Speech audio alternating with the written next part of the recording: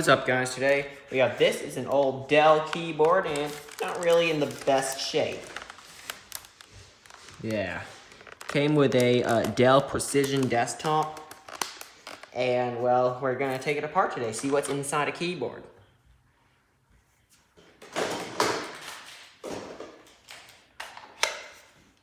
Okay.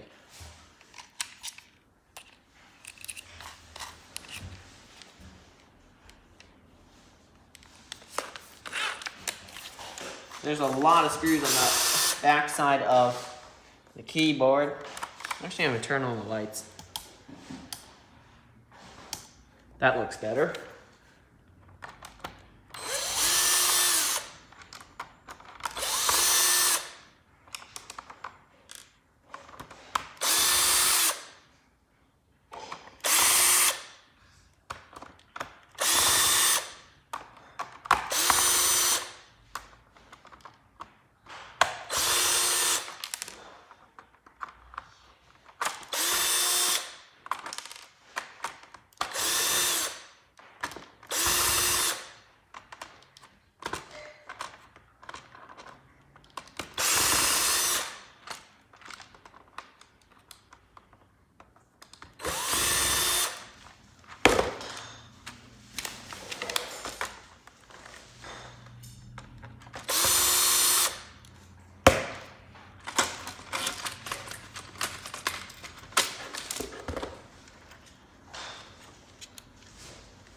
When I flip this over,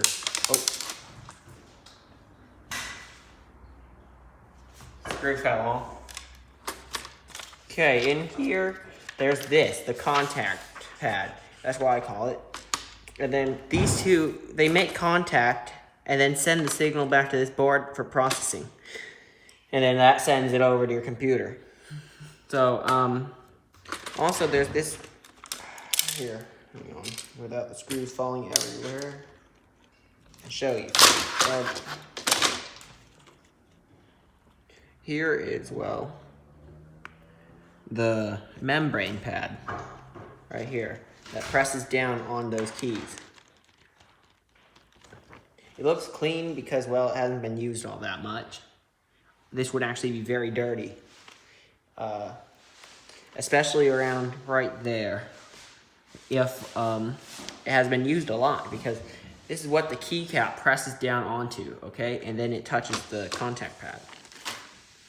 And then two of them make contact. And then it registers the keystroke at your computer. Okay, that won't work.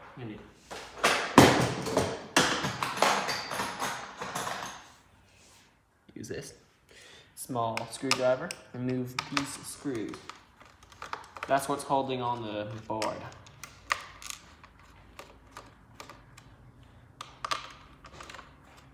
Five of these screws.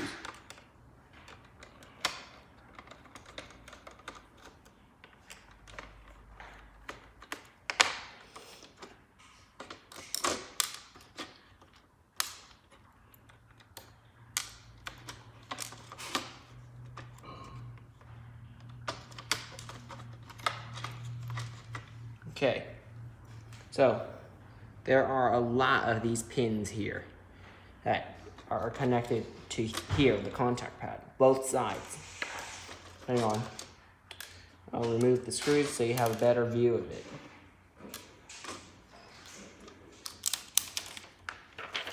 There's some piece of rubber to hold it in place.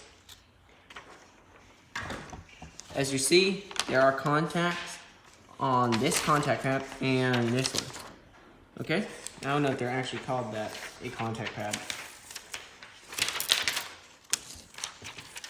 And little markings for every single key.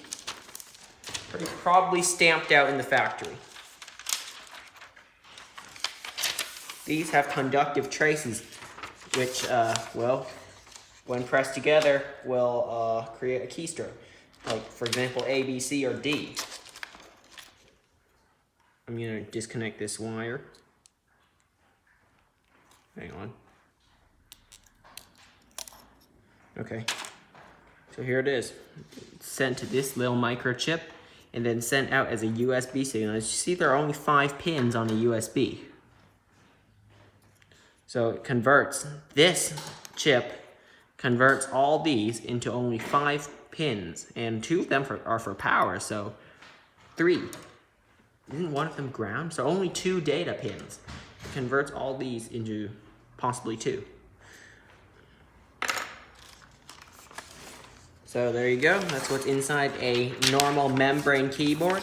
That is what is usually found in an office or a normal computer setup, which is this. Higher end setups would use a mechanical keyboard, usually a gaming setup. But that's a whole nother video for a whole nother day. So that's basically the basic construction of a keyboard. Oh, yeah, so it's just this little chip that controls everything on that keyboard. So thanks for watching, and I'll see you next time.